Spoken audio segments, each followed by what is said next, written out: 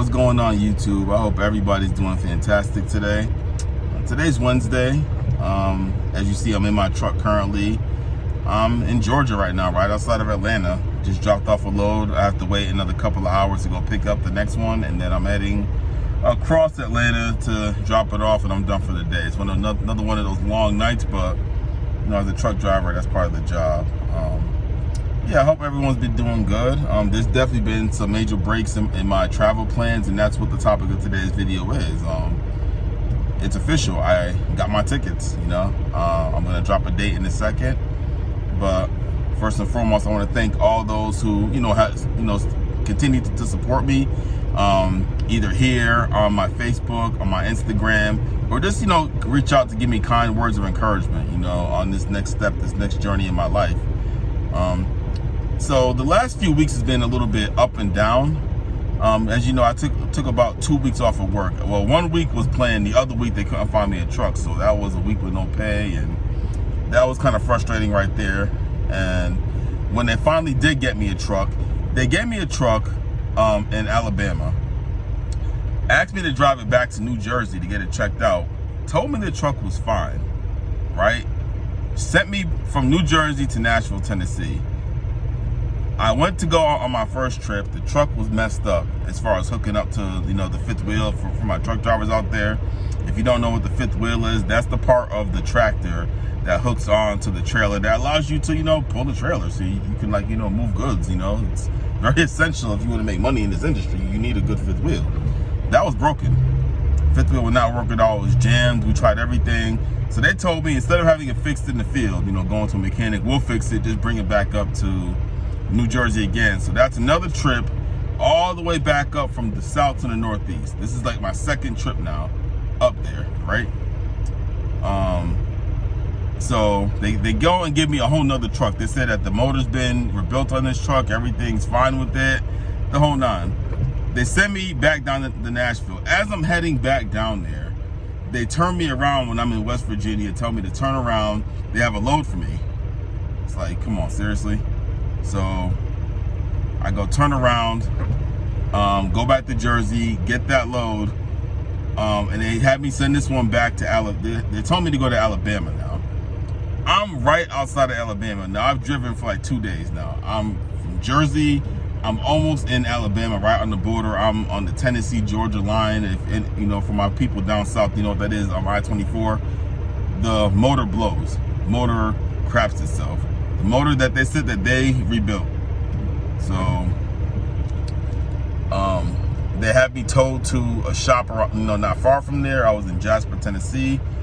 And at that point, I'm thinking to myself, I'm just sitting here right now, and I'm still getting paid because I get salary pay. I'm going through all these headaches, ups and downs. And the truth is, I could come to the Philippines right now if I wanted to. And I'm not gonna lie, I almost came this week right here. My friend who's actually in the Philippines right now, a good friend of mine, you guys are gonna meet him real soon. He talked me out of it. We talked about it. Although I do have enough money put away, he said it's always good to have more. You're still getting paid for what you're doing. But I did let him know that, I'm basically tired of this rat race right now. It was just getting to me, all this, and don't get me wrong, it's not that I can't take it. And if I had to stay, I could. I do like driving. I do like my job. I would obviously change a few things about it, but it is what it is. And the money's not bad, so it's enabled me to save up a large amount to come out there. So instead of coming out this week, which I was just gonna be like, the hell with everything, I'm dropping everything right now, about to fly back to Connecticut, get my stuff, and go to the Philippines. And instead of coming later in the summer like I had originally planned on coming, which was going to be July or August, I was looking more at August, just enough time to put away money. I realized that I have enough money already. I could always use a little bit more, but I don't need a large amount. And I have a good plan for when I go up there, so drum roll. I ended up purchasing my tickets about 3 days ago. Was it Sunday? Yeah, 3 days ago. Wow, 3 days ago I purchased my tickets, and I fly out May 26th. That's it. That's the day. May 26th is the day I fly out from the Philippines. The itinerary, I'm going through Singapore Airlines for anyone that wants to know. Singapore Airlines.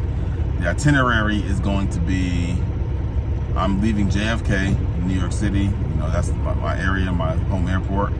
I'm going from there to Frankfurt, Germany. From Frankfurt, Germany, I'm going to Singapore.